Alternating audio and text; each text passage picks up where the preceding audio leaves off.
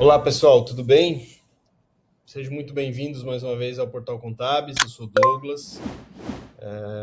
Estou aqui para falar mais um pouquinho para vocês sobre internacionalização, sobre o que é ter uma empresa fora do país, né? Principalmente uma empresa contábil.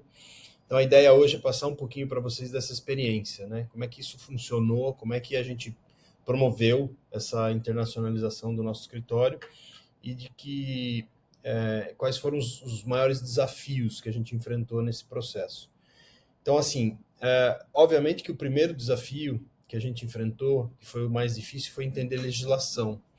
Então, para que a gente conseguisse fazer essa internacionalização, a gente contratou um escritório de contabilidade nos Estados Unidos para nos ensinar a trabalhar perante a legislação. Então, eu não acho que necessariamente você precisa entender totalmente a legislação de um país para você começar uma internacionalização.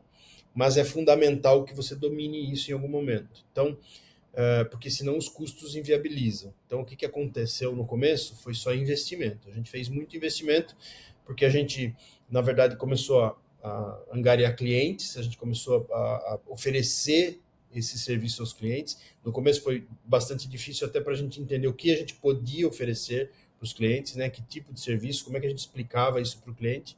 Então, nós tivemos que ter uma curva de aprendizado muito intensa no começo para entender a legislação americana, porque a gente começou a internacionalização nossa através dos Estados Unidos. Hoje a gente tem um escritório lá. A gente começou, então, internacionalizando através do nosso escritório de Miami. Então, nós fomos entender a legislação americana. A gente contratou um escritório de contabilidade lá. Todos os clientes que a gente começou, e no começo foram né, bem devagar isso, a gente foi pegando o cliente de forma muito orgânica, né, por indicação, por alguém que a gente conhecia, e aos poucos a gente foi crescendo essa carteira, mas no começo, basicamente, a gente pagava para trabalhar, porque o que o cliente pagava, a gente tinha que pagar um escritório de contabilidade lá, e a gente ia aprendendo, porque a gente que lidava com o escritório, a gente conversava com o escritório, conversava com o cliente e os custos do escritório, enfim, tudo que a gente tinha de custo lá para a estrutura, a gente que bancava no começo.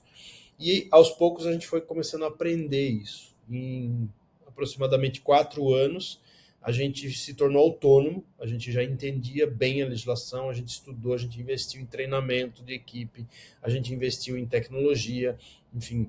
Aí a gente começou a se tornar autônomo a partir do 4º ano. Mas é muito importante você estudar a legislação, porque, na verdade, quando a gente que é contador sabe muito bem disso, quando a gente senta com o cliente, ele precisa de solução. E para você trazer a solução adequada, você precisa conhecer os meandros da lei, precisa conhecer o que pode e o que não pode ser feito. Então, foi fundamental a gente investir muito em treinamento para isso.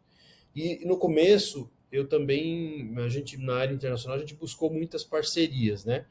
Uma delas que a gente buscou foi oferecer para outros escritórios esse serviço white label. O que significa oferecer esse serviço white label?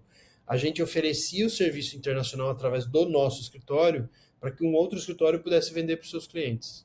Então, e a gente faz isso até hoje, na verdade, né? Nós temos alguns parceiros, alguns escritórios que precisam desse serviço dentro do teu portfólio de serviços, né?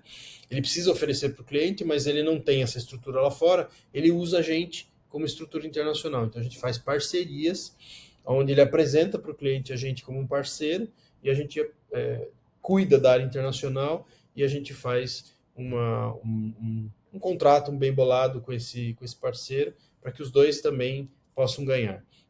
Então, assim, é fundamental entender a legislação para você internacionalizar um escritório, porque você vai prestar serviço lá, você precisa entender da legislação.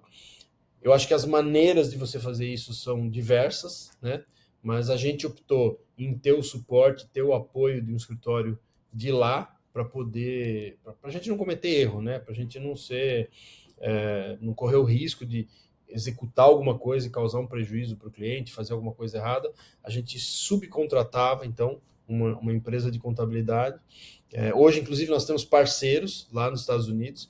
Os Estados Unidos, uma coisa muito interessante dos Estados Unidos é que você lá é muito comum você ter o processo de terceirização. Então, muitas empresas lá, quando você contrata alguma coisa, ela tem subcontratado outros parceiros, outros negócios, porque ninguém faz tudo.